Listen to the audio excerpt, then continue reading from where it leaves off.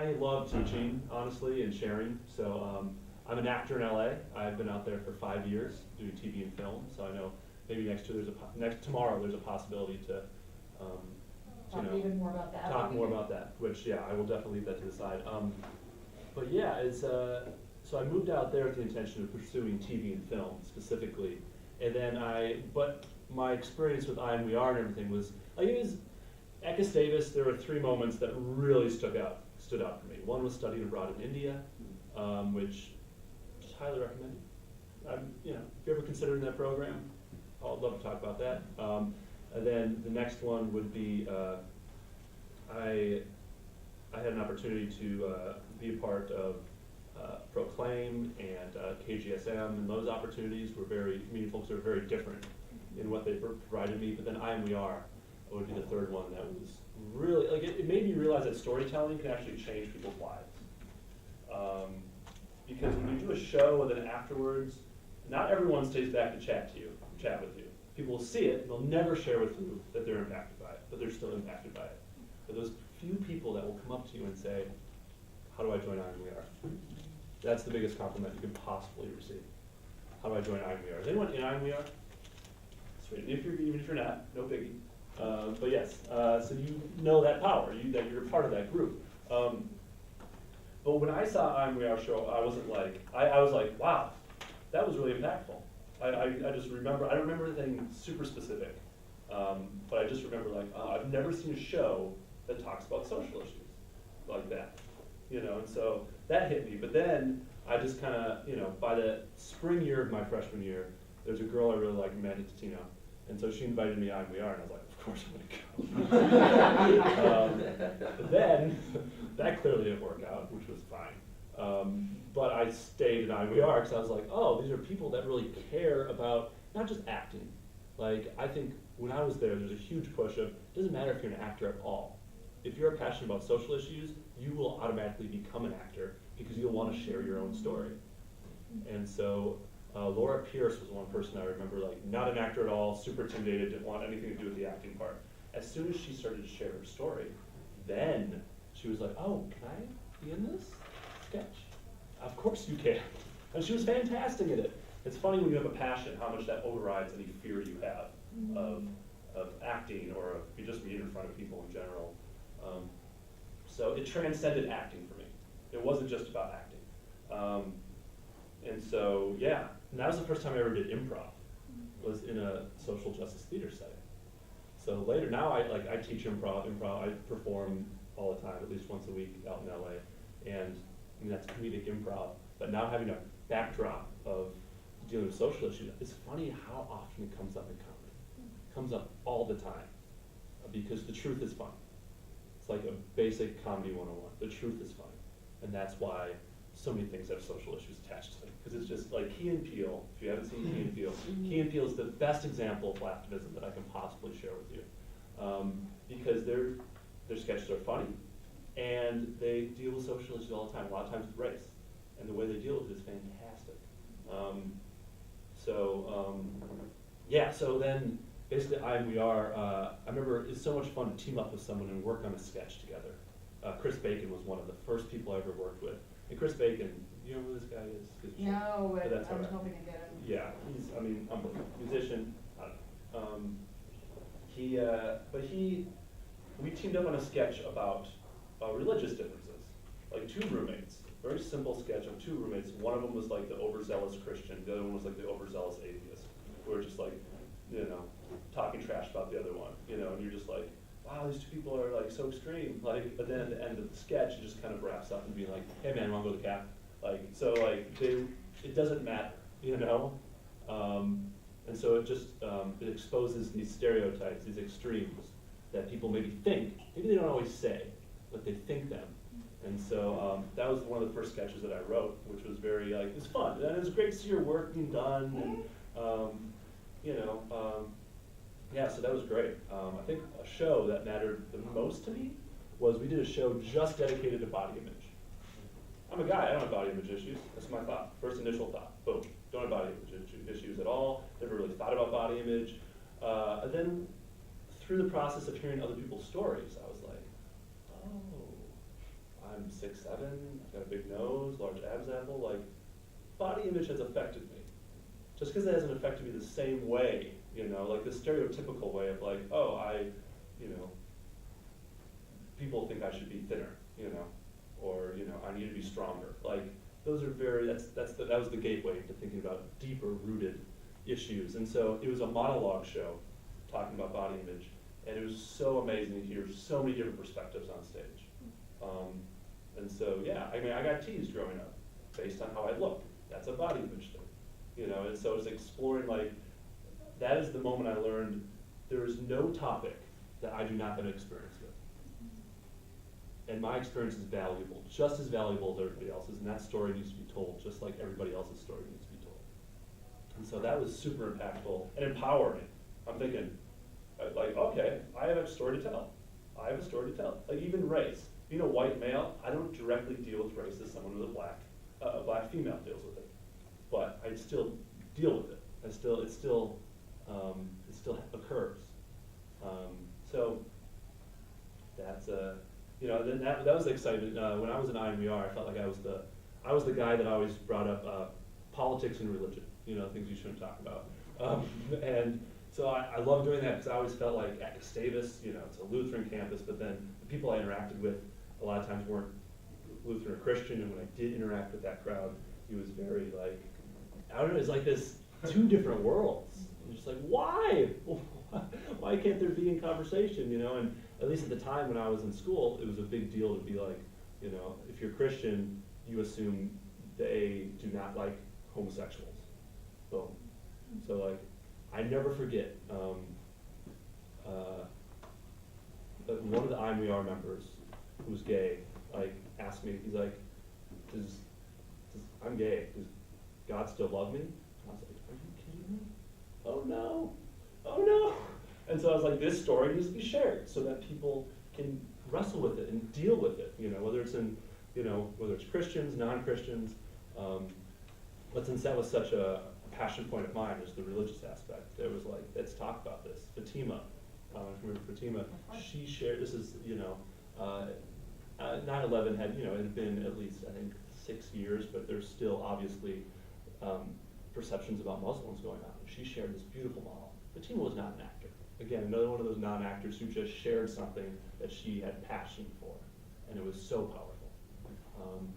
And so I was like, yes, these stories matter. In politics, like, you know, conservative Democrat, you know, or Republican Democrat, like all this, like, oh, you know, a lot of like things that people know nobody talks about. They're just like, I'm not gonna be friends with that person because, you know, of their political views, you know.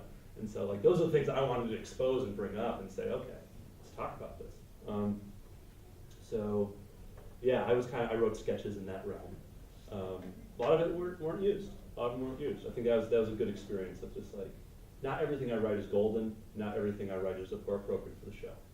You know, maybe my role is just to be an actor in the show, or maybe my role is to write a couple sketches that get included. So, but when you're on a team, like I was an athlete my whole life until I came to college.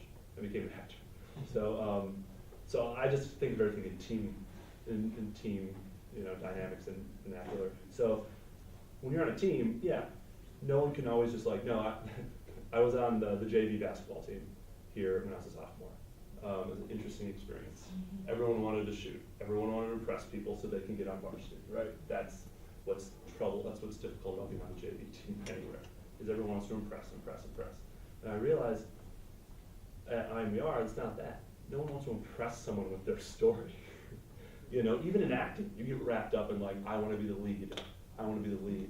And so to see this collaborative in the best, I mean, Amy definitely came in and felt like it was student run. Absolutely. And it was like this, no one took leadership. Clearly someone had to be like, hey, this is just the plan for today. Then we spun off of that. But there's no leader. And I think I was spoiled by that because later in life I realized there's so many, but you do need a leader and you do need someone just to make some decisions sometimes. But it works so well in IMER. It spoiled me. Sometimes works well and sometimes doesn't work well. Oh yeah. It depends. How many people were in the troupe at that time, do you remember? Oh, I was after that freshman, after I joined IMR, I was there all the time, every time. But some people fluctuated in and out. So I'd say when we didn't have a huge show coming up, there was a lot fewer people. Right. But we still, it's like small shows we did. We went to a local middle school and did a show for them. One of my favorite times, we did a workshop on Concordia. And I think they created a group, I don't know if it's still going on, but called Acting Out. That was kind of like, copied a lot of IMUR stuff. That was a lot of fun.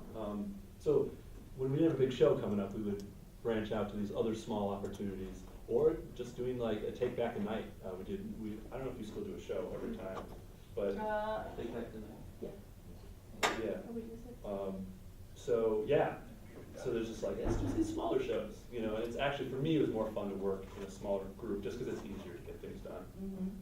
That's the leadership issue. Exactly. If it's a big group, then you really don't get things done without somebody coordinating it. Yeah, because But how many there's were- like 8 to 28.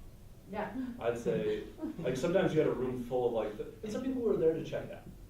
They're just to like see, like, I've heard about this, it's interesting, let me just check it out. Which, since I was in so deep, I was like, stay, but I understand, it's not for everyone.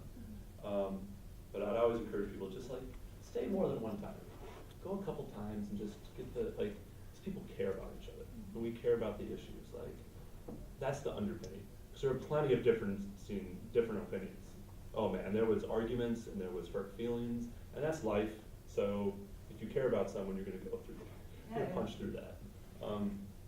But yeah, so that was the range. And it was fun to use different techniques too. Like we used newspapers one time, where we're like reading, very image theater type thing to do. And so that was a fun thing to experiment, like one time we did invisible theater. During Homelessness Awareness Week out here, we just lied in the middle of the sidewalk. So people had to maneuver around us. It's hard at Gustavus because the homeless don't hang out here, right? If that happened on the campus of the University of Minnesota, it's much easier to think it's realistic. Oh, to believe it. To believe it, right. But it was still a good experience, and I remember Brian Pellick, another person that was in IMR, he actually got spit on while he was being homeless by someone. And so, okay, that's a horrible response, but it happened. And then someone came up to me, someone I didn't know, and gave me food. And I was like, what an example is that for someone to see that, even if they knew what was going on, it was a good image for people to see. But yeah, so, the wide range of that and working together,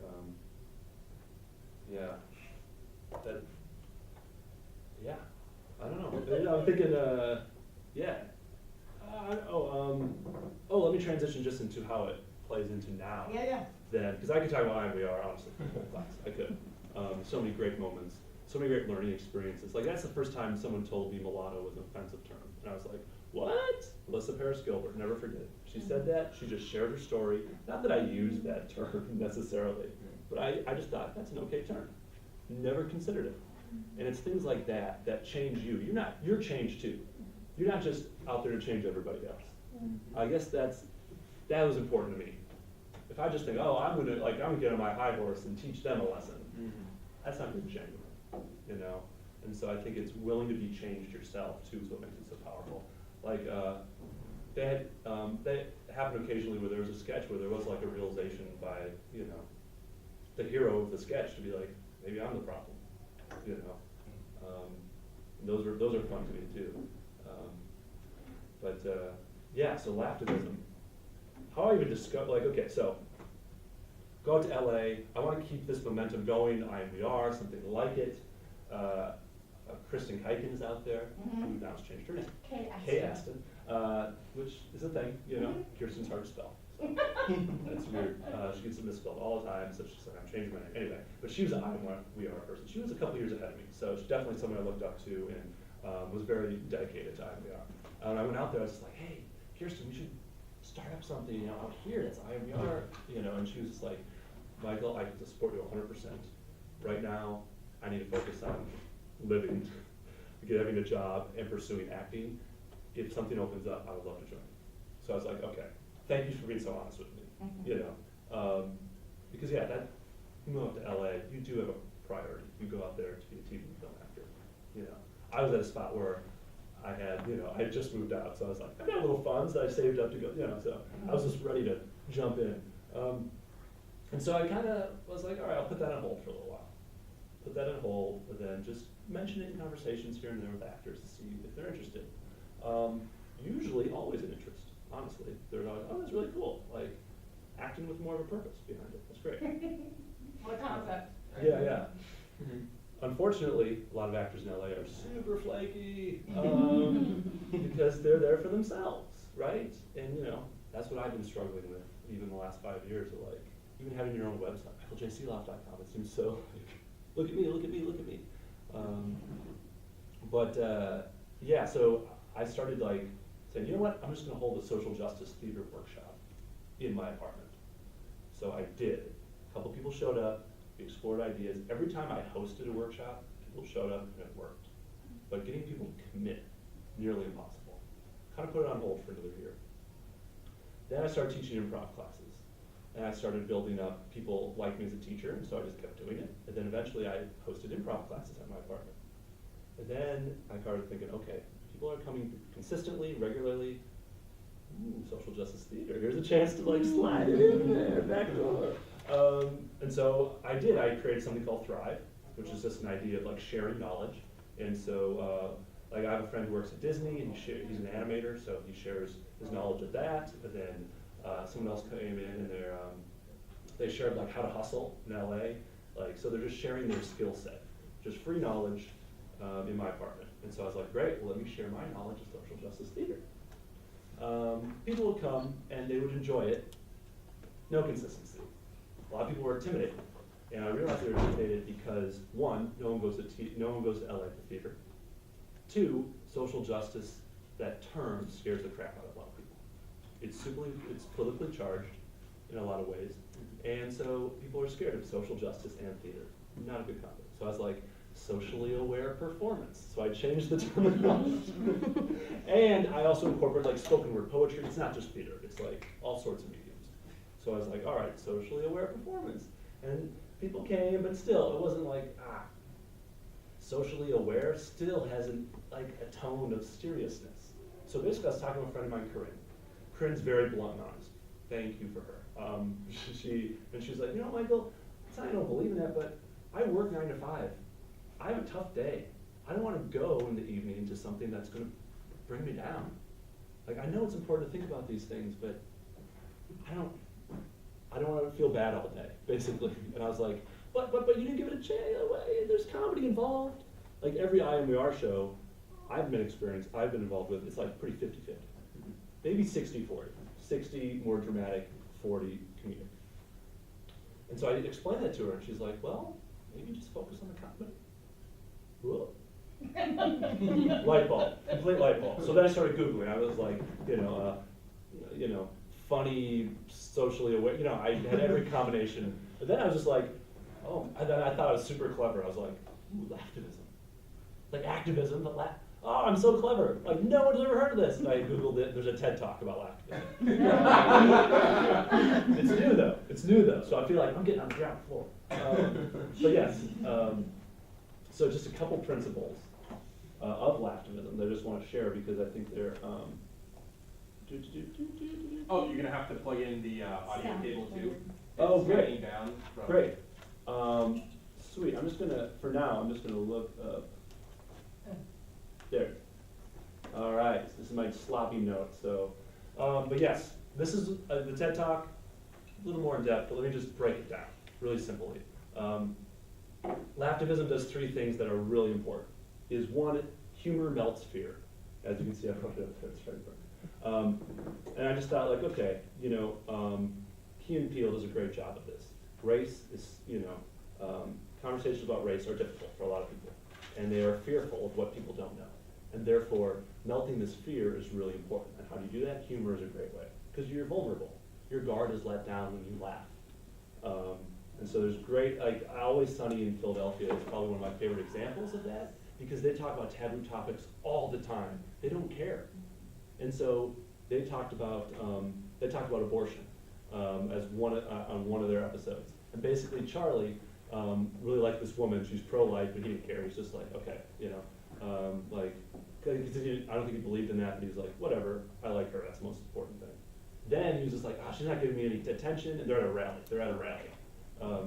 And so basically, if you've seen this episode, you know what I'm talking about. But like, he sees someone on like the pro-choice side, and he's just like, oh, well, she's cute. She's not giving me the time of day.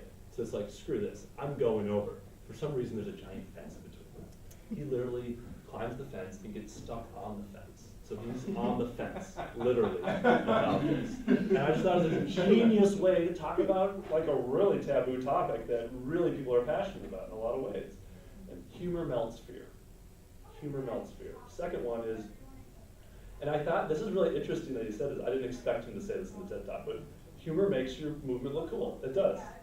Like, everybody wants to go see comedy.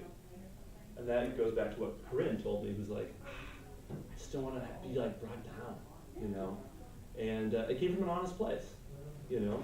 Sure, she didn't give it a chance, but, you know, how do I expect her to give her a chance if she already has preconceived notions about it?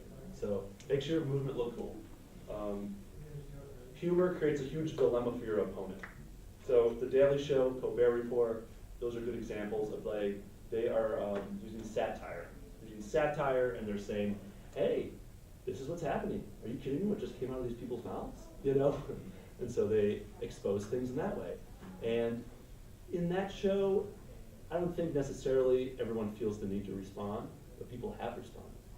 So a good example in the TED Talk, and he'll explain it much better. But basically, I forget what country, not helpful, but there was a, in a town square, basically there, in this country, again, I think it's a South American country, best of the wall, yeah. So, but basically, like, the government was oppressing, you know, their citizens. And so they basically had this huge heavy barrel in the middle of like the town square with a picture of the president on it, with a stick attached to it that you could hit the president with. And so, like, again, it's just a picture of him, right? But it's embarrassing. So they put this in the middle of town square, and people come up to it, and then, like, something wrong, like, so they're not gonna get in trouble for doing this. I mean, what can you arrest them over? Like, hitting a barrel? Like, there's no grounds for arresting. So people would constantly hit him in the face. Super embarrassing. The president does not want to have his face on a barrel being hit. So it forces, and it's comedic, and so it forces them to make a move. So what happened was government officials are struggling to move this really heavy barrel, which is super comedic in itself. So like, it's like those hidden camera shows. It forces your opponent to say something, to do something. You know, I forget the name of the TV show, but yeah, they like basically do things and they hope that random, you know, people just surrounding them will say something or do something to stop what's going on. SNL did a fun sketch about like making fun of them too. Yeah, creates a dilemma. They had to move this barrel, but in moving the barrel, it was really embarrassing. So it forced their opponent to make a move. Yeah. So, yeah, you guys know that. Okay, so like, I'm VR 101. That's first crowd. Yeah, so laughtivism. That's kind of how it goes. For me, how I teach it, how I've transformed it to kind of make it fit what I think is something that is valuable, is I like to go in with the fact that make fun of yourself first. Always make fun of yourself first. Because what gives you the right to make fun of other people if you can't laugh at yourself? And so an exercise I did, which is super difficult, that's why I love it so much, is like, pick an issue that you felt oppressed. You felt something that you have, you know, let's take an example. So I'm gonna try to take a personal example. Okay, so me and my buddy are hanging out at a, I don't know, let's just say Burger King. And like these high schoolers are like pointing and laughing at us. Because me and my buddy, I'm tall and skinny, he's chubby and Indian, like we're the polar opposites. I mean, he's short, you know, like, so whether it's color, whether it's size, like we're complete opposites from each other. We look comedic. So, and so like we're sitting there, and my buddy, like, this has happened to him before, where people will like point and laugh at him. And he, like, rightfully so, he's like, come on, don't do that. you kidding me? That's disrespectful. I'm being bullied right now. Like, you shouldn't bully a guy like that, so punch him in the face, but, the big guy. But, like, so, yeah, we are being oppressed in a sense, right? Heavy word, but, you know, expanding the definition, yeah. We're the targets. So, how do I make fun of my perception that we are being oppressed? It's difficult, but it's saying, okay, maybe we're overreacting. Maybe literally he has something on his face and they're pointing and laughing at that something on his face. So really, we're getting all enraged because they're making fun of how we look, and really, they're making fun of something that's not how we look at all. So it's just trying to take what your experience and try to flip it, see the other side of it, to try to make fun of yourself, to try to laugh at yourself. Because that's an issue too. Some people get too intense about certain issues. They do, and that's not saying they shouldn't, because they have an experience that's important and 100% valid. There's also that moment where you have to take a step back. You have to take a step back. And so, yeah, and so there's that, like, make fun of yourself, find ways to make fun of yourself. I actually naturally did it because that's how I got rid of bullying growing up. Like, I just was like, they make fun of me, I make fun of myself like 10 times more. We're like, well, this isn't fun anymore. So leave me alone. Like, for me, that was how I, dealt with bullying. But I realize not everyone can do that. Not everyone wants to do that or is able to, but that's the challenge. Find out how you can make fun of yourself. So let me just play a sketch for you. Who watches Key and Peele? Wonderful. So you've probably seen this one. But those who haven't, see it for the first time. Because this, Key and Peele, they're both, Keegan-Michael Key and Jordan Peele were both on Mad TV. So they had that chemistry. And then they ended up doing a show together. I saw them at a theater at like 11 p.m. with like 10 people in the audience, like, showcasing their material just for a test audience. So it was really fun to see that before their show took off, because their show is super popular right now. And yeah, they're just genuine people, like really smart individuals. So I'm so glad that they're doing their own thing. So is there, you said something about silence? Yeah, the cord is currently just hanging down from. Oh, this thing? Yeah, just plug it into your audio port. Now we're talking. So yes, this is Key and Peele's mission statement, this sketch. This is their, and I don't know if it's still around, but I always used to, I was like, hey guys, we should have like a mission statement for every sketch so that we know what message we want to communicate. And so I try to push for that, and I don't know if I'm trying as much as the Michael J. Lunge, but Michael J. Lunge. That's what got on. No, but yes, this is their thesis. This is like, this sketch tells you their philosophy about comedy. Should we like turn lights down? Yeah. Oh sure. Yeah, that'd be great. It's not good for the video, but. No, just keep it Advertising, that's great. My coffee is so good. With no flavor. When it's time to eat together, Sorry. That's their thesis, and it's also just Lipton Fresh Brewed Iced Tea is the naturally refreshing way to enjoy your meals. it's the flavor we all savor. Does any food a favor? Gotta be more. Terrific. Lipton, be more tea. And now, try iced tea in a squeeze.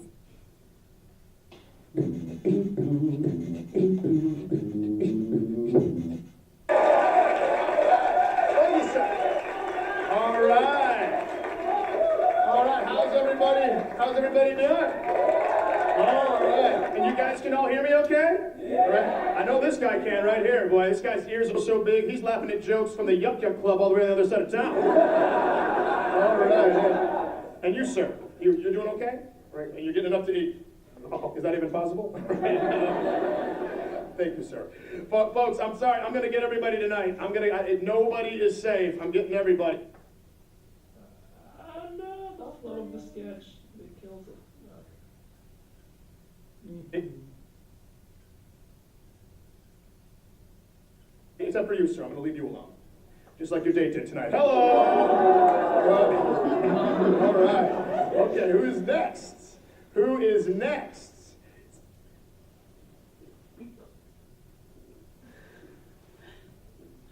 Hey, ma'am. I get it, you have breasts, okay?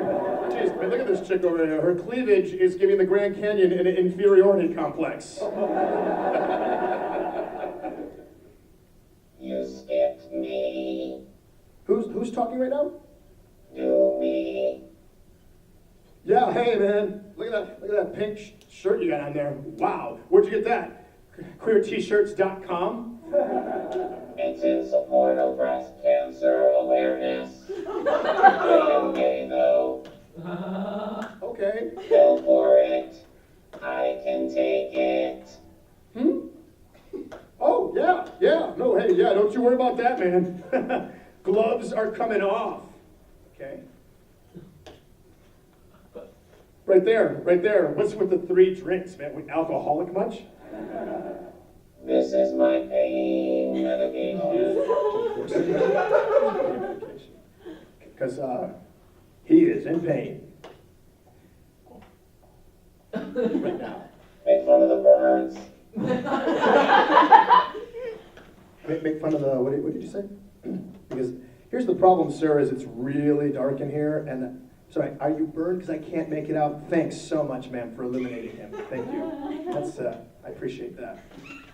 Oh, those burns. Make fun of the robot voice. Sir, I don't know. Come on, I can take it. Okay, well, no, you know what? I feel Or like... the wheelchair. Look, sir, there is nothing funny about you being in a wheelchair, and we can all... But there is something funny about me being fat. All right, fine, I've got it. I'm doing it. I just didn't want to go after this guy because I didn't want him to kill me in my dreams. Like Freddy Krueger. Is he, no? No, did you see how Freddy Krueger's face is burned off? That's not...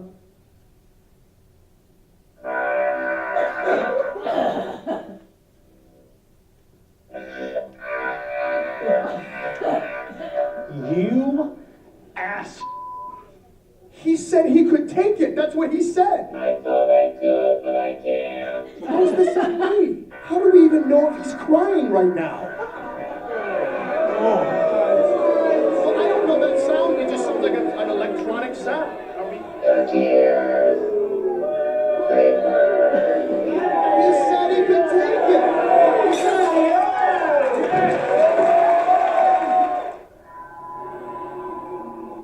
So, there you go. Example of Laffism and the,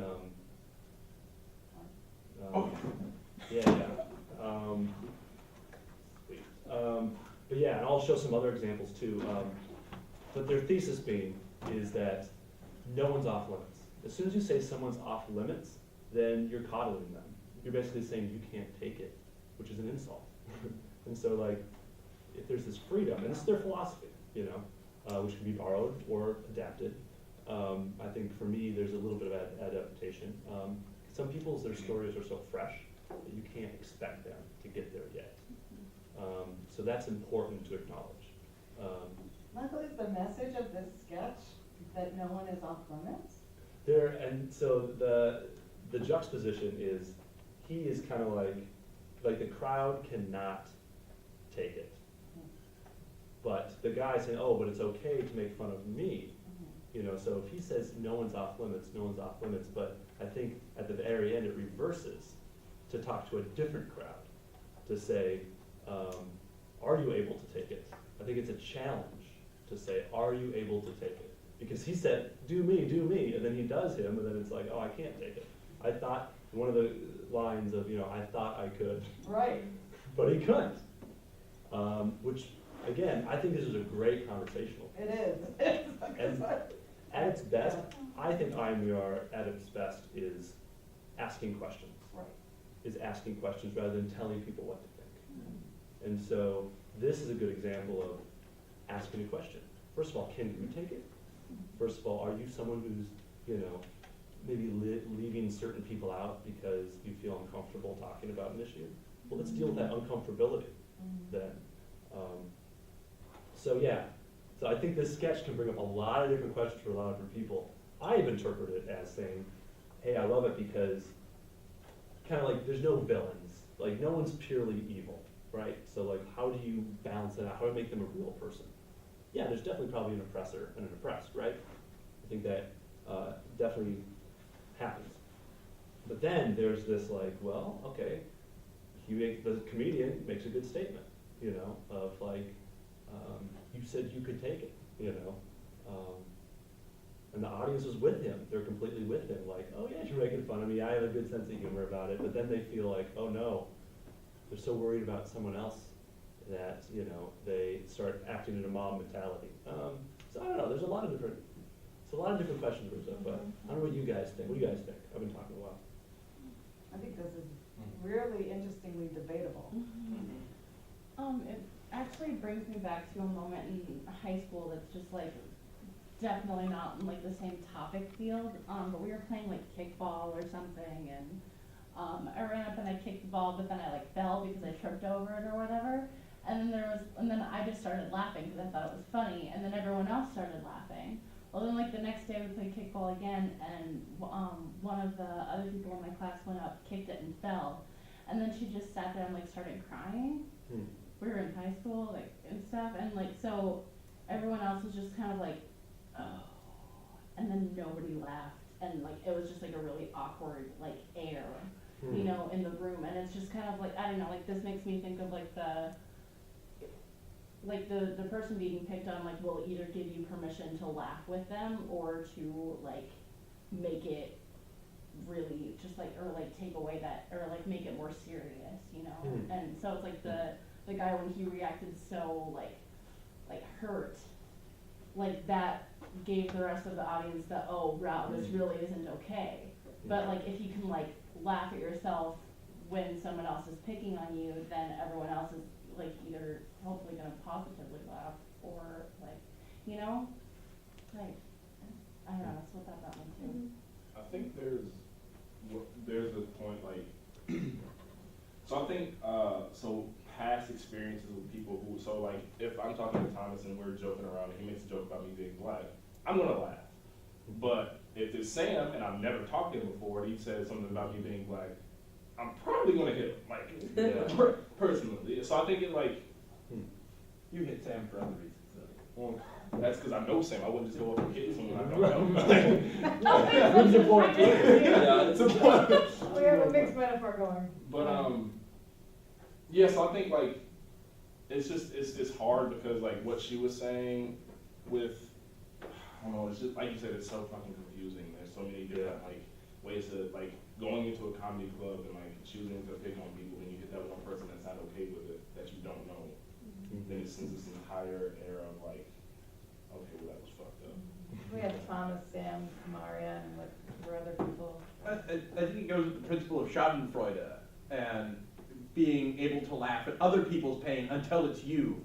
And then it's only once you can recognize that you are other people to other people that you can fully enjoy any comedy experience, even if it's at your own expense. Interesting.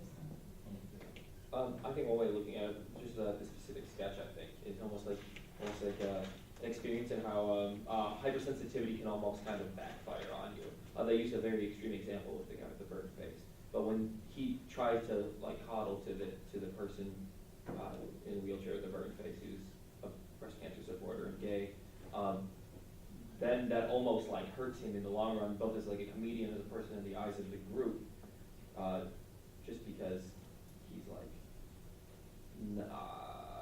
Backpedaling? Yeah. When he starts backpedaling, like he's it's not as much him as a comic act, I think, but it's almost him as like operate. Oh my gosh, my thought process just totally get derailed. This is what him as a person is like? Well, like no, but I totally lost my. That's right.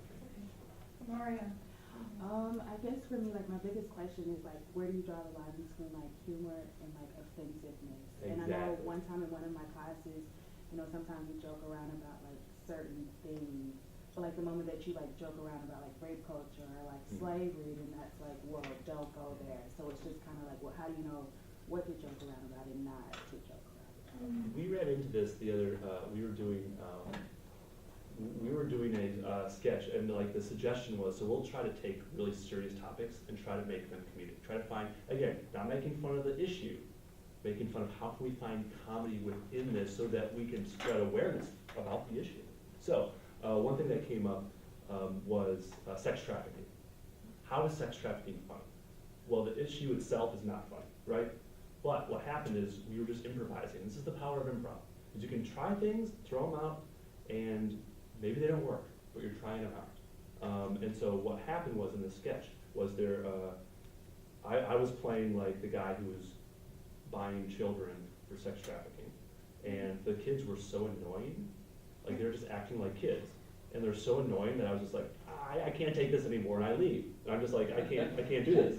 So it was an example of like, yeah, there's a way to talk about an issue without making fun of the issue. And is it difficult? Of course it is. That line, offensive or common, like, and sometimes they're two of the same thing. And what was the mission of that scene, Michael? That mission of that scene was to say, that's a good question. I think, I don't think I've labeled the mission of that scene. I think it was to probably like show how ridiculous it is to use kids in such a perverted way. Like, so yeah, I mean, Yeah, it's a working mission statement, but like, yeah, and sometimes there's moments where you're just like, how do I just use comedy to just bring awareness about an issue in general that nobody wants to talk about, rather than making a really strong point about it. That's another category. Sorry. Kind of going off of everything. Right now it made me think of like when is it, not only like when is it offensive, but when who is like allowed to say things almost too. Because like I don't mean to be like offensive or anything in any way, but like recently I talked to a friend and she's white, and it's like she tells me that she has a lot of black friends and that she was with them recently, and she started making a joke about race, and she said one that she found funny but they didn't find funny, and then one of the black girls made a joke about race and everybody laughed, and she asked, why is it wrong of me to say I'm your guys' friend, and I obviously don't mean it in an offensive way. And it's like what you said, Jalen, about like if a stranger said that to you, of course, I mean, you don't know where they're coming from, you don't know if they're actually serious or whatever, but like when is it okay to say any type of joke? And it doesn't have to be about race. That was just the thing that came to mind because it's what I recently heard of, but like when is it almost allowed, who's allowed to say these jokes too? In my experience, so like the way I look at it, so and I'm using this as an example just because it's indirectly affects, so I know, and I feel like it's probably applies to other things. So you have things like the N-word, and so there's this whole debate like black people say it, why can't white people say it? But there's this whole thing of like reclaiming a slur. So like if I say the N-word, it's fine because I'm taking what has been a word that's been so oppressive in the past and used to like down my ancestors. I'm taking that and reclaiming it and using it to put that energy towards somewhere else. So like, whereas like if a white person tried to say the N-word, there's so much like contextual weight to that from like the past, to where like it's still, and just like anything else, like a gay person can use reclaim a slur that has been used against them, but like as a straight person, I can't, you know. And that's my opinion. That's the way I've looked at it throughout my experience with this whole social justice thing. If that answers from my. There's just I want to recommend a couple people to check out. It's Louis C.K. does a really good job of talking honestly about subjects. Like he actually says the N-word in his stand-up set, but the way he constructs it makes you 100% okay with him saying it because you realize his context and you realize he's not saying it carelessly. There's some comedians that will, like Bill Burr is a polarizing figure because Bill Burr is a comedian, but sometimes he just says stuff and you're just like, whoa, that was super sexist. But if you listen to all of his stand-up, he says over, he's like, you know, I'm kind of an idiot. Like, he like admits a certain amount that for me, just for me, can trust him more. He admits he has an awareness to him that, and he said once on a talk show I saw, and he's just like, you know, this whole like you know, everyone is only sticking up for what they are. Like all the redheads will stick up for all the redheads. Where are the redheads when we're making fun of, making fun of Fatty? You know, like over there, because he's just very blunt, and he does it intentionally too. But yeah, like his whole point was saying like, why isn't everybody there when other people are the butt of the joke, rather than just when they are the butt of the joke? Mm-hmm. And so for me, a lot of it goes back to trying, how do you make fun of yourself? And how do you have that, because, if you can make fun of yourself, I feel it frees you up to explore issues in an honest manner. That's just my philosophy. And also, just the last thing I want to say, Yeah. just to kind of go off of that, like, I think, so, again, going back to the whole N-word thing, I think I don't have a, like, if people understood the weight and, like, what certain words could actually do, like you said, Louis C.K. does it in a very smart way. He uses it in a way that, like, isn't offensive. But there are people who want to say the word just because they think it's a fad, and they just want to be cool and fit in. Which is why I have a problem with them saying it now, because there's no, like, maturity level to, like, fully understand what the hell is, like, Appropriation. Right, and appropriating things just for the hell of it, because I want to be in this group. Yeah. And whereas, like, if everyone thought the way Louis C.K. does, then I probably wouldn't have any problems with it. Mm-hmm. So, I think that, like, going back to what you were wondering, like, when is it, like, who can say it? I think that when it comes to any sort of, like, humor that is directing, like, a certain audience, I think that it's only funny when the person saying it fully understands the connotations of what they're saying. So, like, if you went up to somebody, like, if you were, like, really good friends with someone, and you're like, dude, you're so gay, like, you could probably only say that if you understood the actual torment and torture that, like homosexuals have gone through in history. And then when you understand that, and you love your friend, and you know, like, the shit that they've gone through, and then have, like, confirmed with them, like, that is, like a thing that won't, like, tear apart your relationship, then after that, the humor can come. But if somebody, like, is like, oh my god, and they say, like, a racist joke, but they don't actually understand the weight and all of the actual historical context that humor has come from, then it's not funny, it's ignorant. And then ignorance isn't funny, it's just they need to, like, educate themselves on that. And bringing it back to Louis C.K., actually, I started watching Louis over J-Term, like, the show. And it was, like, the third episode in, and it was, like, the very beginning of the show. And one of his comedian friends was, like, saying faggot, like, for, like, 10 times, and one of his friends at the table was gay. And he was like, it doesn't bother you that I say this, right? And he's like, no, we're friends, but do you actually understand? Kindle fires to burn witches back during the witch hunting days. And they used homosexuals as faggots to burn the witches. They weren't even worth putting up on a stake because they were that low in society. And so he, like, explained it, and then, like, the mood of the table was like, and he was like, yeah, you know what, now that you understand this, use it if you will, but that's what this actually means.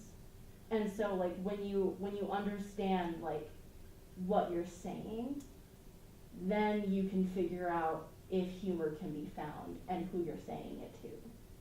That's what I think. I think a big part about people are kind of, like, intimidated by this kind of humor almost, and some people are like, that's bad that, can you people talk about this?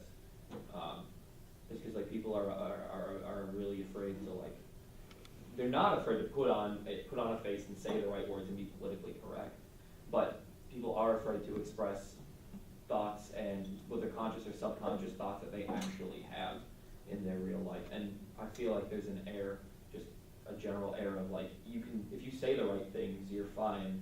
It doesn't matter if you think the right things or not. I think that should be totally flipped, where, you can say the wrong things, but it's your way that you think that matters, whether you treat other people that matters, not exactly the words that come out your mouth. And then people's response to that is often very, like, people try to change other people's behavior by telling them what they're saying is wrong or offensive or all this stuff, but all that really does is drive people back and make them feel like inferior to the person who's trying to correct their behavior or trying to get them to correct their ignorance. Like, I see all the time people being like, why can't you just recognize that you're ignorant? It's like, nobody wants to recognize that they're ignorant, and you telling that person to recognize that doesn't help. I think comedy and humor is a great way for people to, it almost like shocks them into recognizing that. That's what I. Well, and even just to piggyback on that Louis C.K. example, I think is a great example. And that show, in general, It's awesome. it weaves it out of comedy and drama so well. Like, it's an We Are show. That's what it is. Because it's just, anyway, highly recommended. But also, they were already friends at this table, right? Talking about it. The guy who shared the story, the way he shared it is very palpable.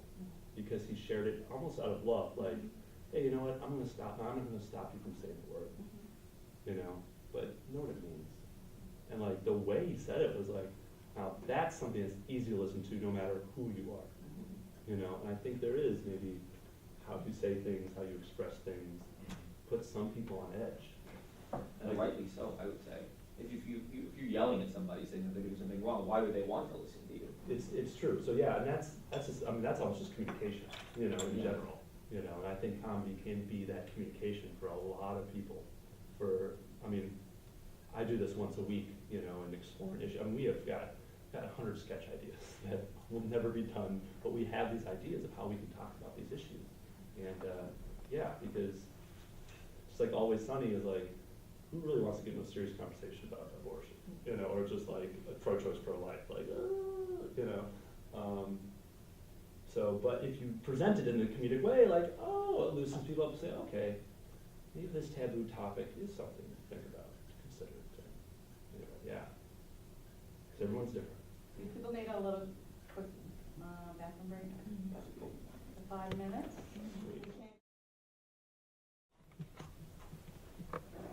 You listed your mother as a reference. Yeah, she thinks I'm great. You want to call her? No. Whoa, what are you doing? The card bounced. We low jack the car, we're taking it back. But it's our Miata. Miata Life. Okay. See ya. That's it. You. Out of the car now. Let's do this. Mano y mano. Come on, let's fight, bud. Yep. If you're a man, you'll fight him. You as a man should fight him as a man. Fight this man. No. I just don't understand why you have to attack me in a public forum. Because it's fun. Mark, Bammer, he crapped in his cage. Again? Steve Foley. Oh, wait, this is amazing. Well, it certainly is a pleasure to meet you, Dave. Prepare to get hated on. No, Mark, he's actually my sarcastic guy character. Oh, Dave. Would you be Jocelyn? You were the best lady. That says a lot. Party little devil.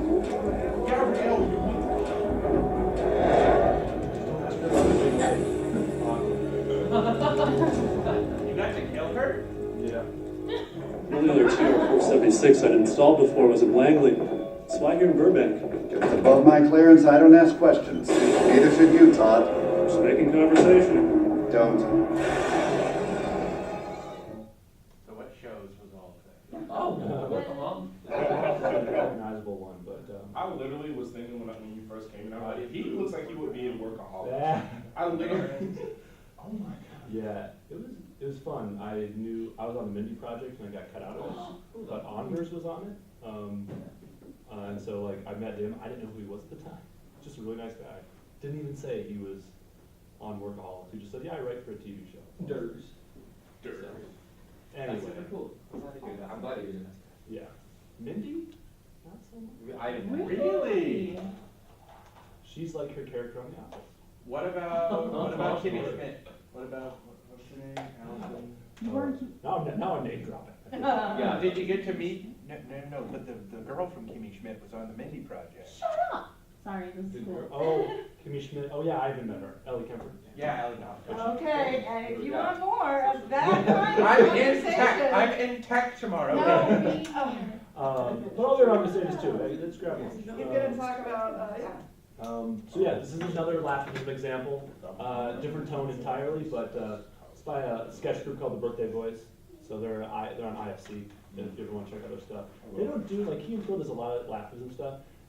They don't, but every once in a while, because again, the truth is funny. So. And finally, a story that will warm your heart. Local kid Jared McIntyre is normal in every way except one. He's autistic. As the student assistant for Johnson High School basketball team, he came to every practice and suited up for every game, but never left the bench. All that changed, however, in the final moments against rivals Liberty High, when Coach Granger signaled Jared to get in the game. Well, Jared has a lot of heart, you know. We were down by a bunch of points with like 3 minutes left, so I figured, what the heck, give the kid a shot. What happened next shocked everyone. On his first play-in, Jared hit a perfect three-pointer and the crowd went crazy. But Jared wasn't done. In the next 2 minutes, he followed that up with a second three-pointer. Sunk 2 free throws and then made 8 more three-pointers.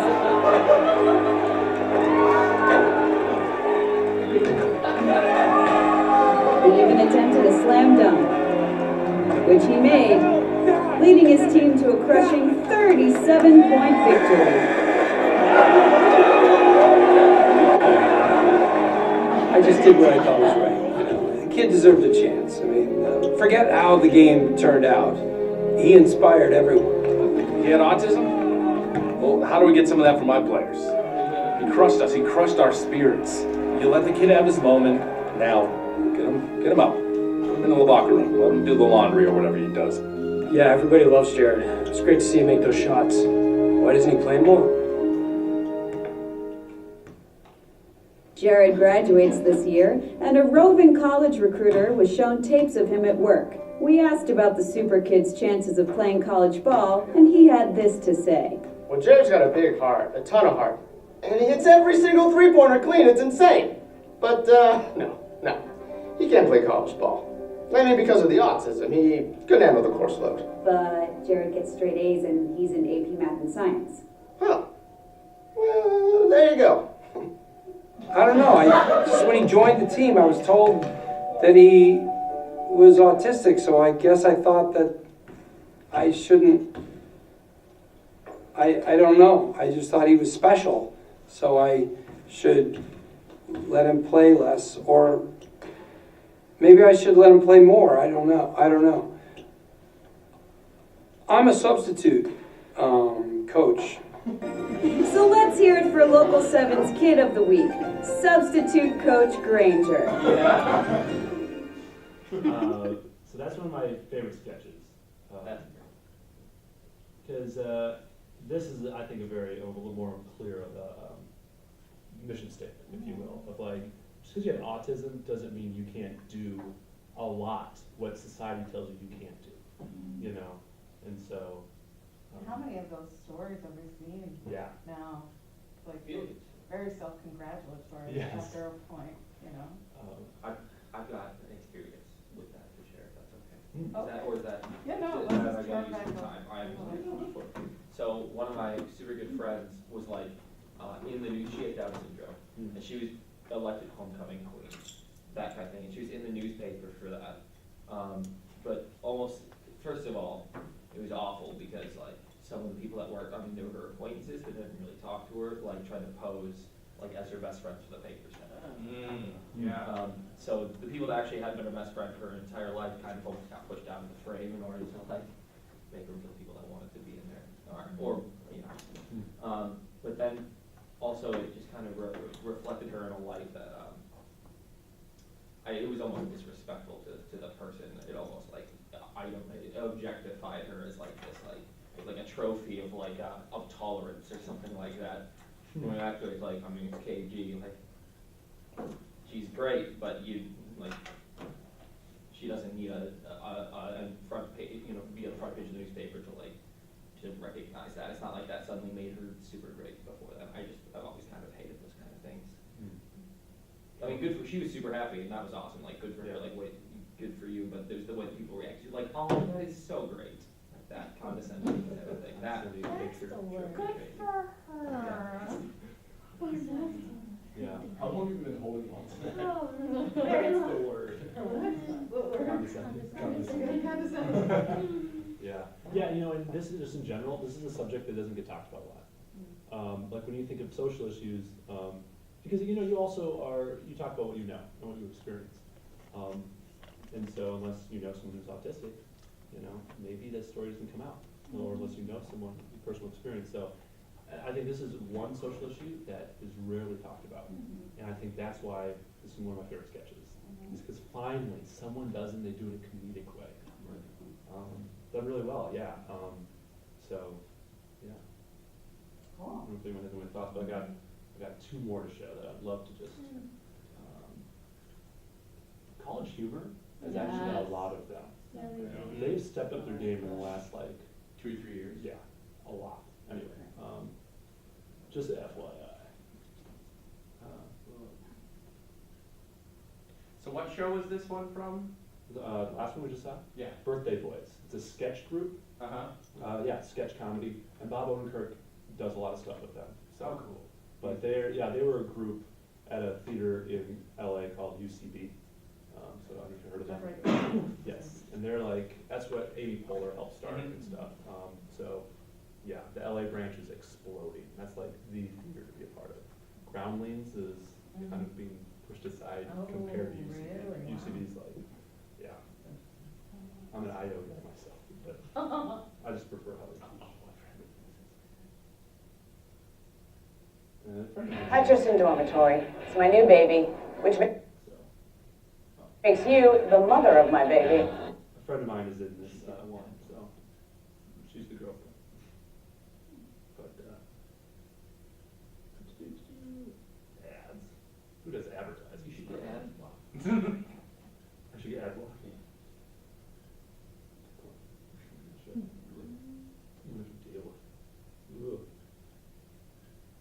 So it's now streaming only on Hulu.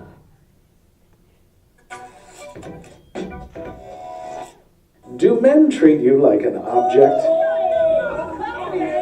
Let them know that this object is taken with blow-up boyfriend. Telling a guy that you aren't interested isn't enough. No, thank you. I can buy my own drink. What, you too good for me now? You need to be physically accompanied by another man. Because the only thing creepy dudes respect Wanna do some squats after this? is other dudes. Whoop. My bad. Walk down the street without veiled sexual threats. Enjoy a night out with your friends without being dry-humped by strangers. Sit alone in a public space without some jerk thinking you owe him something. Did you read that book?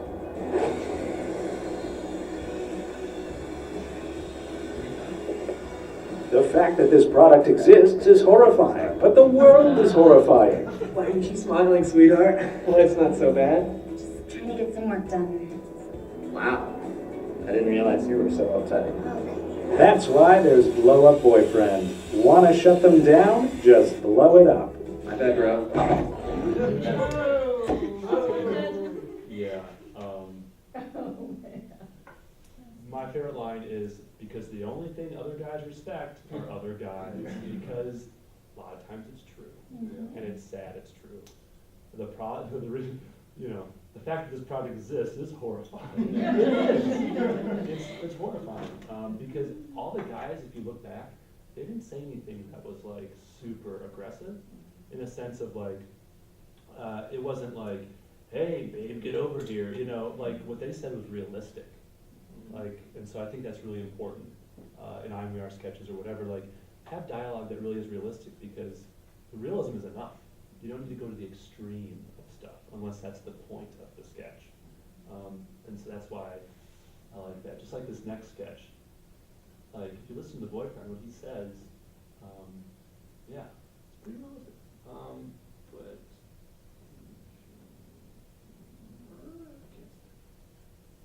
anyone has any thoughts to that, please throw them out there. SCH. Let's see. Yeah, that's what I'm talking about. Schubert. You can see how I can spell.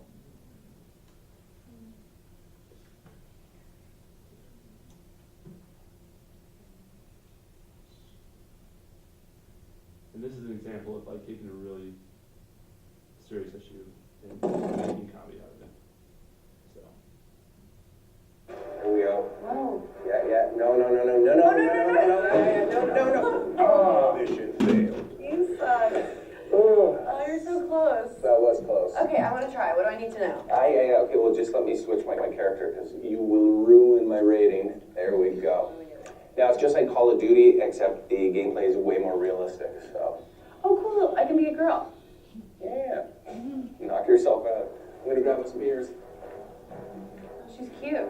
Listen up, soldiers. We've just received intel that there are insurgents hiding in that village. Let's go. Wait, why am I not moving? You hang back, Private.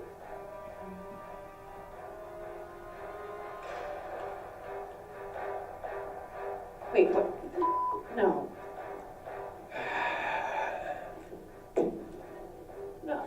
What are you doing hanging out in the barracks all by yourself, lazy? No, I think my character was just raped. No. No. That's never happened to me. You must have pressed the wrong button. That's not part of the game. Ted, trust me, it happened. No. You were just assaulted by a fellow soldier. Do you wish to report? You're weird. Uh-huh. Oh, what's this? You know what? Let me go check the message boards. Yes, I wish to report it. Are you sure? Yes, I'm sure. Did you know he has a family?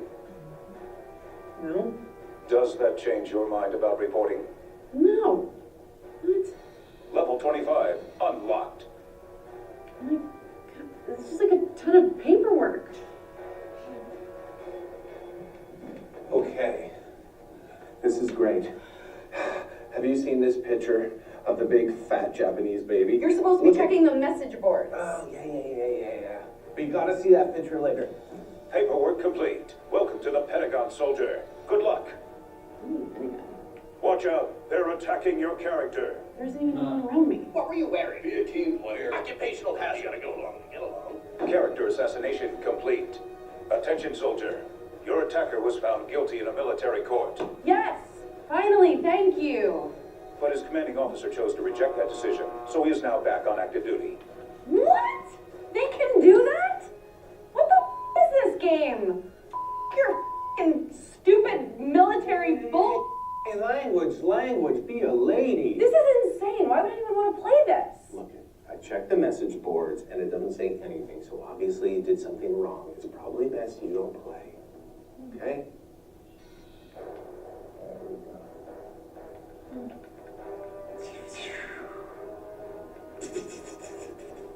Why are you making that noise? It helps. So there's less laughter in that sketch, but there's comedic undertones to a really serious issue, obviously.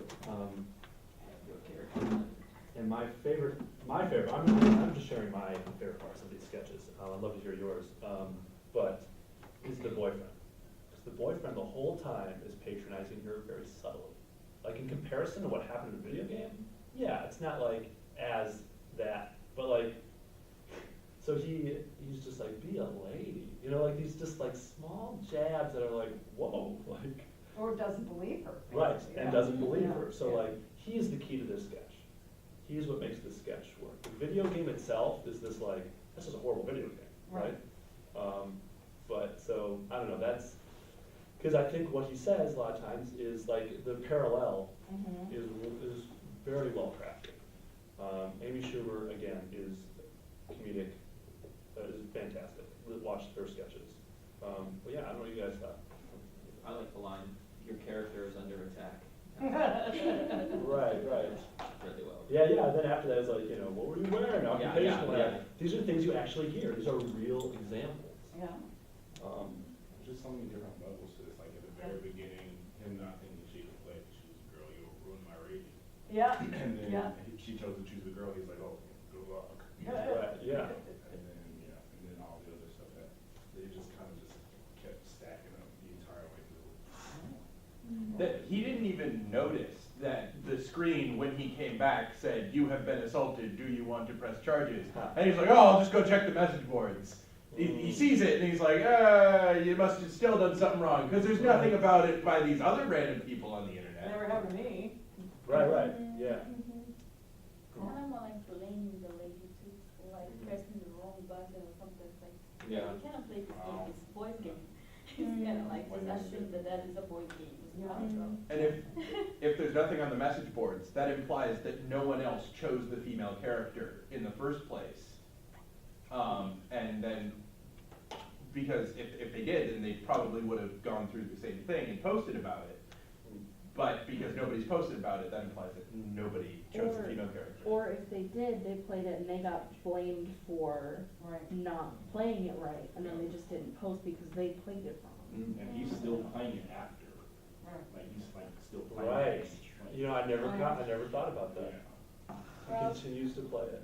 Also, even the part of this person has a family, do you still wish to report it? Oh, they do that all the time. They're gonna Oh. ruin this guy's life just for, a little nookie. You know, and that's, I actually showed this to my girlfriend, and she actually was, she was sexually assaulted by her boss. And so, like, when she saw it, she never reported it because she viewed it as, okay, well, nothing really happened. I went to his hotel room and she felt threatened, but then she left. She's like, okay, nothing really happened. He has a family. So the parallels were exactly of real life. And her watching that, there was like a conversation of like, I encouraged her to say, you still need to report this. And she still felt like, yeah, but it's in the past, And so that's the conversation that and I didn't even know this happened until I showed her the sketch. So, and this is earlier on in our relationship, but it was interesting how like, wow, that actually got a conversation started. Well, it just goes back to rape culture, right? That, it's not anything to take seriously. It's on the woman not to make waves, but that's what happens at conferences, Well, do people have just questions in general for Michael? Yeah, I actually. You want to show one more? One more, I just want to show, because these are all sketches, which is Yeah. great. I want to show a stand-up example. Okay. Just of Louis C.K., just 'cause I think I saw it on my computer, but easy to find.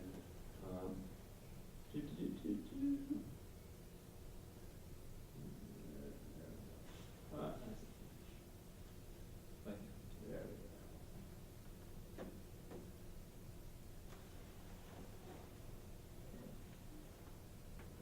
Stop clicking. Good.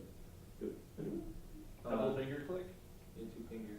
Maybe there's a lot going on here. Okay. Oh yeah. Oh, right there. Yeah, press that. That won't give you audio though.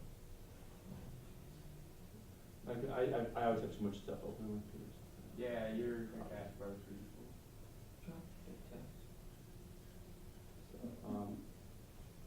Yeah. Click with 2 fingers. Good.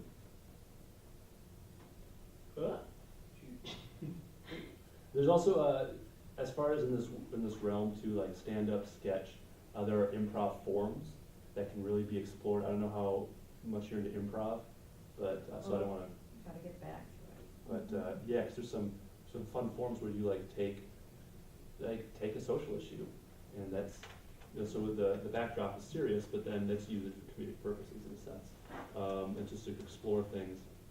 And then also spoken word poetry is a great performance piece that really like a lot of spoken word is it's like the definition of spoken word is like passion, right? So it has to be passion filled, and but yeah, there's some great spoken word artists like poetry. He was in Def Jam. I got to meet him. Great guy, but he's got great things about being, a larger guy. Those body image stuff. I can't pronounce his name, but he talks about being an Asian American. And anyway, so I would just take a little time, take like a half hour one day, and just start exploring stuff, because I think you'll find a lot of stuff. There we go. I just needed some. My computer's like, just hold on. Sorry I'm being so negative. I'm a bummer. I don't know. I shouldn't be. I'm a very lucky guy. I got a lot going for me. I'm healthy. I'm relatively young. I'm white, which thank God for that shit, boy. That is a huge leg up. Are you kidding me? Oh God, I love being white. I really do. Seriously, if you're not white, you're missing out, because this shit is thoroughly good. But let me be clear, by the way, I'm not saying that white people are better. I'm saying that being white is clearly better. Who could even argue? If it was an option, I would re-up every year. Oh yeah, I'll take white again, absolutely. I've been enjoying that. I'm going to stick with white, thank you. Here's how great it is to be white. I could get in a time machine and go to any time, and it would be fucking awesome when I get there.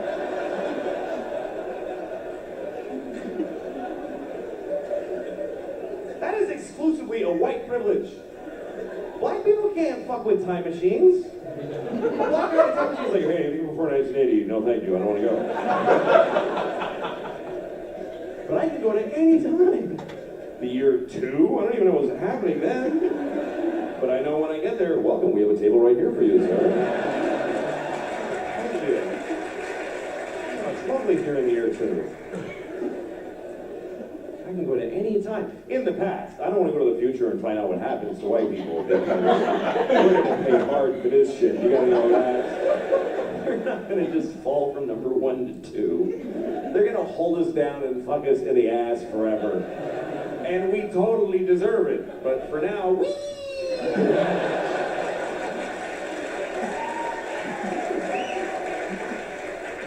If you're white and you don't admit that it's great, you're an asshole.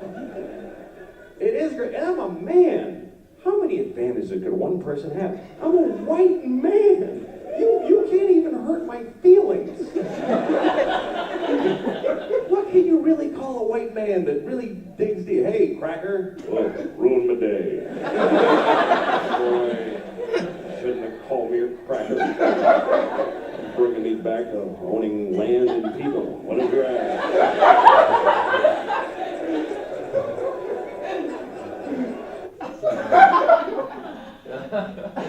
So yeah, if you've ever seen Louis C.K., there you go.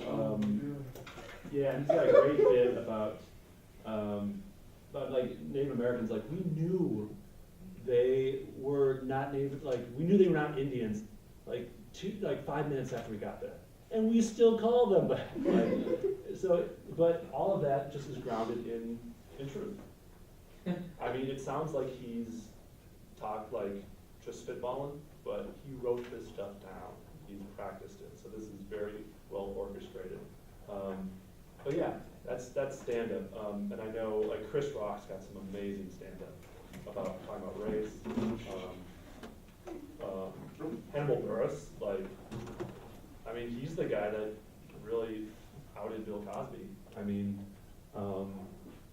he's the one who said in the stand-up set, and people are like, yeah, oh wait, maybe this isn't like, anyway. So, yeah, stand-ups have that like freedom to say whatever they want on the mic. And I think that allows them to talk about social issues and makes, like, if you ever watch George Carlin, old example, George Carlin, people won't be laughing for like 4 minutes. They won't be laughing because he's setting everything up. And so it's also like, you don't need to laugh every 20 seconds. Like if you take a stand-up class, they'll tell you like, yeah, it'd be nice to fit a joke in there like every 30 seconds. No, you don't. Once you have the audience, like if you're doing an open mic night, you get 5 minutes, well, yeah, you're gonna be rushed, you're gonna wanna tell jokes, right? But once you have an hour special, you can say whatever you, talk about a platform. People are paying $80 to see you on stage for a show. You can say whatever you want. I don't know if there's anything more liberating or scary. But like that's a great example of leftism. And so not everyone is built for stand-up. I'm more of an improviser. I've tried stand-up. I still want to continue to try it. But yeah, you got to find out like where you're, like some people are more spoken word artists. Whatever it is, finding that and trying to use humor as a direction to tell your story in.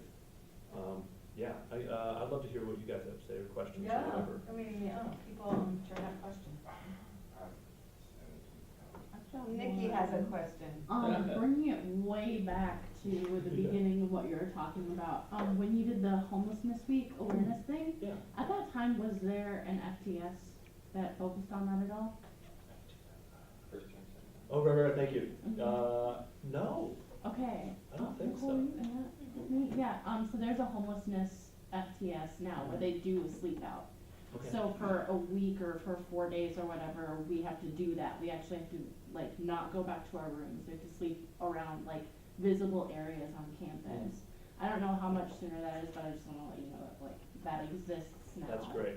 That's great. And that's like a real. Well, what kind of reaction, I mean, did you ever get a kind of? Like, Our really year negative? wasn't like as, I think it was like still in some like figuring out how to do it well ways. We sleep in the chapel at night, but you're allowed to go sleep elsewhere during the day. You have to like sleep in your living room or whatever, but now it's really progressed to like they have to carry around like boxes to carry all their things in. They have to carry a cardboard sign that has a statistic on it. They have to wear like not name brand warm clothing. They have to like just wear like some like whatever they can grab. And it's I don't know. I don't really know what the feedback they get from it is now, but I think in general it was like an interesting experience, at least for me personally, because my friends totally avoided me that week. Oh, so like that was weird. But like I don't know. I just want to let you know that that's been established now, and it's like a really popular FTS. That's great. That's great. You know, and the homeless in Minnesota are much different than Southern California. Like the Yes. weather is a whole other element that, and the homeless in LA, like Skid Row in downtown LA, is known nationally. And they're setting up tents. There is a line of tents down there, and yeah, that's a whole nother focus to like if you just focus Laugh is on, because yeah, you think homelessness, you're like, oh, there's no comedy in that. Like where can you find comedy? And that's what gets me excited. I'm like, no, there's comedy in that. Again, you're not making fun about being homeless. Make fun of the person that like refuses to make eye contact because they feel guilty if they do. Like, like just find ways to talk about issues. And being super honest, being like, hey, like even knowing your privilege being at this school, knowing that, and not, like it's like that ultimate awareness. Be socially aware about yourself. I grew up in Fridley, Minnesota. So it's a suburb, Minneapolis, and I never forget, like, just think back to your thoughts as a kid is a fun, like a little exercise for you to do. In Mortal Kombat, there's a character named Jax, and I always thought Jax was black, and I didn't have any black friends, and I felt bad that Jax was the only black Mortal Kombat character, so I picked him. He's a bad character on Mortal Kombat. He's not the best. I don't know any moves. Maybe if I knew his moves, it'd be different. But just that, like, as a kid, the innocence of, like, I feel sorry that he's the only black guy in a game. He must feel bad. Yeah, he must feel bad. Like, I'm going to play him. Like I was doing something socially just at the time. So, anyway, it's like thinking about your honest thoughts, like your honest reactions to things, whether it was when you were 8 or when you were 18 or when you were 28, whatever it is, like, what's your actual legitimate thoughts? Like, hiding those away isn't doing anyone any good, Again, there's always a time and a place to express that, but just know that, those stories are powerful. Like, don't just gloss over that. Your story's connection to these social issues, yeah, anyway. Questions or thoughts or anything? Do you ever think that like using comedy as a way to promote social justice could ever be like too subtle in a way? Because I know one thing with IMER, like Amy's always like, it's too subtle, make it more known. So do you ever feel like with comedy, like, is that ever a problem? Depends on your audience. You have to know your audience 100%. Because when it comes to like for instance, this is a good example. Some of those sketches, all the sketches, we pretty much like, I got it. The insult comic, a little more of a question, right? So what do you want? Do you want people questioning things, or do you want people to know what's going on? Like the autistic basketball player, it's like saying, "Hey, this happens. Let's just show it." It's not necessarily have a conversation about it. I'm not saying there can't be conversations from it, right? But it's more of just like, "Hey, be aware." So I think it's knowing your audience. Personally, being in the TV and film world, I have seen so much things like. I've seen a lot like of people being super subtle and you don't get it. Then I see the other extreme of like being too on the nose. Like one critique on Crash, won the Oscar, right? But one critique on it is like it's too much. There's too much hitting the slaps you in the face with it. Now, I didn't see that. I thought it was a brilliant movie, loved it. But you have to acknowledge that there's a side that says it's too much. And so if you want to reach out to those people, you gotta be more subtle. That's why improv, to me, is one of the best venues, because people go to see an improv show. I was in an improv show recently. I was labeled as retarded, and all of a sudden I was like, as an improviser, I was like, don't just throw out that word. That's one word that I'm like, okay, let's not mess with that word. But then I just played a super intelligent, retarded person, because that's what I was labeled. Once you're labeled something in improv, that's just what you are. Rather than fight it, just go along with it. But I found a way to just play someone that was really an intelligent one, that maybe someone wouldn't assume that a retarded person would say. And it got a huge laugh. I'll never forget another time in improv, there was a moment where he was just like going along with the theme of it, like, there was like, things were racist, there's kind of a line here, but like, for comedic purposes, it's not like these people are the ones we're rooting for in the sketch. But then, it was one of those like little awkward moments, because you're not sure how the audience is reacting, you know? And then later, all I did is there's a callback to that character, and all I did is label it. I said, there are tarot cards. There are tarot cards. So as they be called back, I picked up the cards and I was like, man, these are really racist tarot cards. And everyone died of laughing just because they're like, that's what I was feeling. And it was never acknowledged. Now it was acknowledged. Thank you so much. Oh, I can finally breathe now. You know. So yeah, I don't know. There's knowing their audience and like just being truthful, being as honest as you possibly can, which I can talk about tomorrow. But like in LA for acting, like play yourself. That's really all you have to do. It's crazy to think about. Really? Is that all? Yeah. Like, don't play someone else you think you should be. And I guess I take that into comedy. Don't try to invent something. Just be truthful, you know? And there's a big difference between the screen and the stage, of course, too, right? Of course. Because you can be much subtler on screen because the camera's right here and you move your eyebrow and the camera sees that. And it's different when you're in a live theater. And sometimes television actors who do Broadway are horrible. And you can't hear them, they're not committed, you know, in the way you need to be. You're just like, oh, this is bad. Yeah, you gotta have that, and even that's an awareness of your medium. Know your medium. Theater, belt it out, you know. That's a great question to keep thinking about, though, is where is there, it's too subtle or over. You know, because one thing I like to do is too, think of like try to think of realistic stereotypes. You know, things that people actually say as stereotypes, opposed to these extremes that maybe people don't say. And so it's just finding more realistic versions of things. Like, what if you actually, that's why I like it's not, oh crap, I didn't show it, but there's a sketch by College Humor called Diet Racism. Yeah. Yeah. So if you've seen that, look it up otherwise, but like, it's a great example of like, people actually say this. Yeah. Like one of the things is a good conversational piece. It's like, you know, I'm not racist, but I would never date Asian guys. Is that a racist thing to say? Yeah. You know? It's interesting. Maybe you're just not attracted to that ethnicity. I don't know, but it's a conversational piece because a lot of people, because I've had people tell me that. They're like, well, you're just not attracted. Like, you know, anytime you preface something with, I don't want to be racist, like, but a little nervous, right? Or Bill Burr comes up with something. Bill Burr had a stand-up bit and he goes, he's like, I had a friend who came up to me like, I don't mean to be racist, but there are a lot of Asian people in here. And he's like, that's not racist. It's just an observation. Yeah. Why do you think you need a preface with that? Like, it's an honest response. Like, hyper, like. That's funny, because I did feel like, oh, yeah. that's just my training.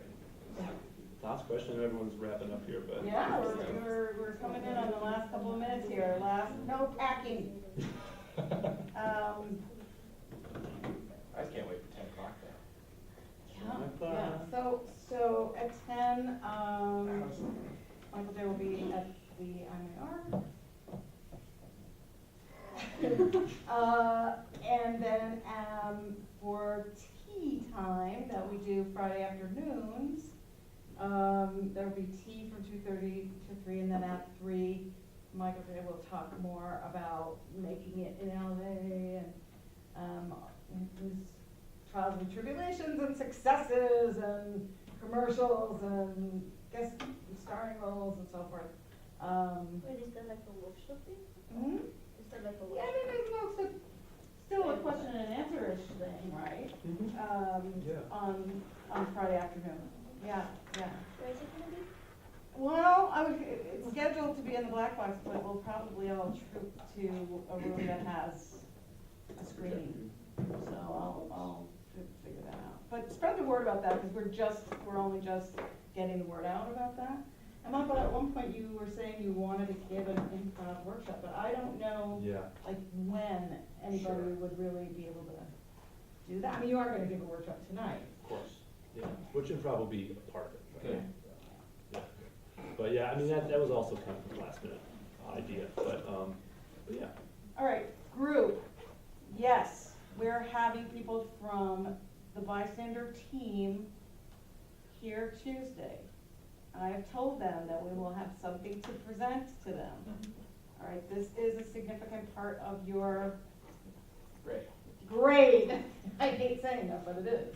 So if you haven't talked to your partner because you weren't here this Tuesday, or you haven't made